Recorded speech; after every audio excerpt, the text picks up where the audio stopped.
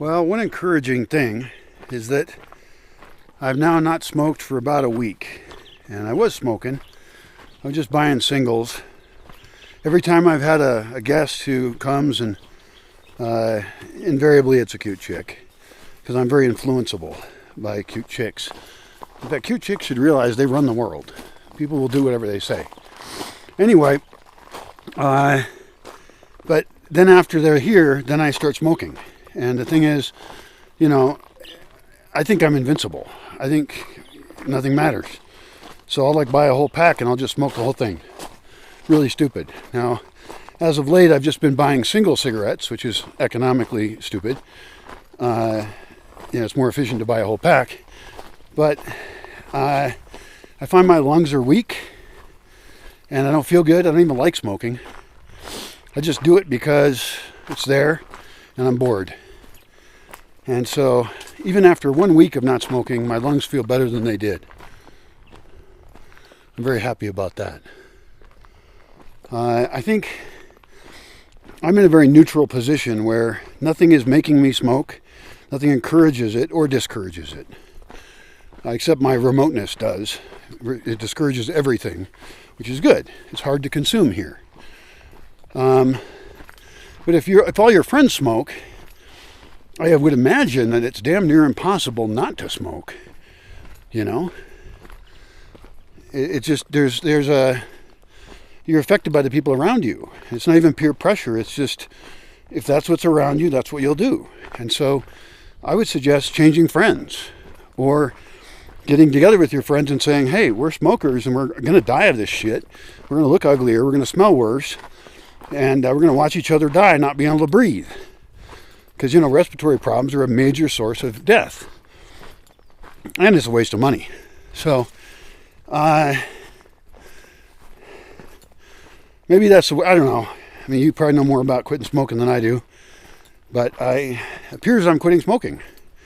Like today, I'm not going to buy any cigarette. Not one cigarette. If I buy one, then I'll buy another one. And, I'll smoke 4 in a day maybe. Who knows? And maybe some people can control that easier than me, but I tend to just do a bunch of whatever is available to me, which makes me wonder, should I, as I think about building a community, actually make it a non-smoking space?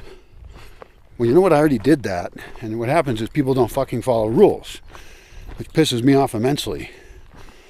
So, therefore, I have to have a response when people do not follow the rules.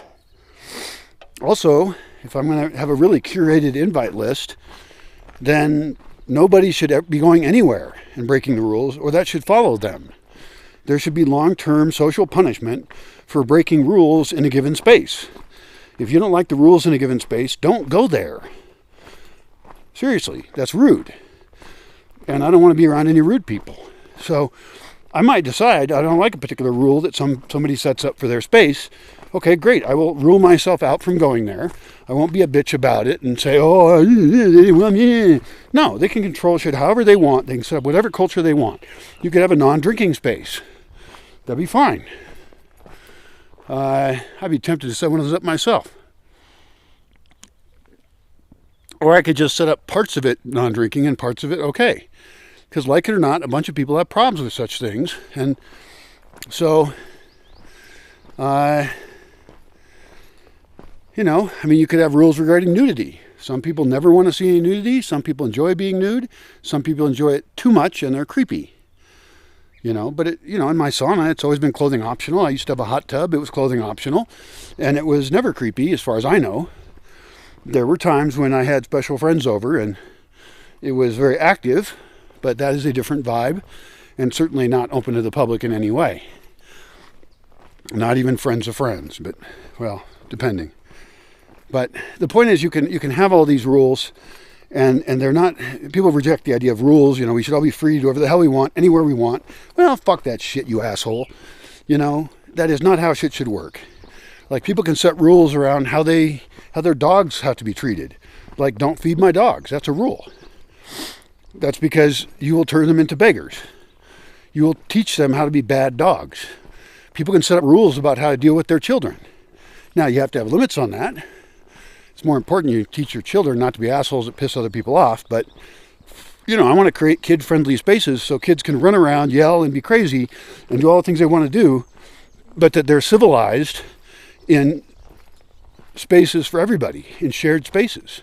The rules change according to the needs of the people and the space that was created. And if you don't like that idea, that you're limited in any way at any time on what you can do, that means you can't make social agreements and you're not trustworthy.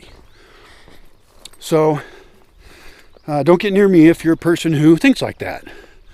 Because I want to design a variety of spaces, not all with the one true way you have to live, but the way you live in that space at that time with those people. And you follow those social agreements. And by doing that, we get rid of all kinds of problems. So it's cultural design. It has a lot of upsides. And you can imagine for yourself of what you would want or not want. Would you want a festival that operated differently than the ones you've seen? Would you like to reduce rape and oppression? Would you like to reduce child abuse, people abuse? Would you like to be around really nice people who want you to do the best and they're not just looking out for themselves? I hope so. We'll see what we can do.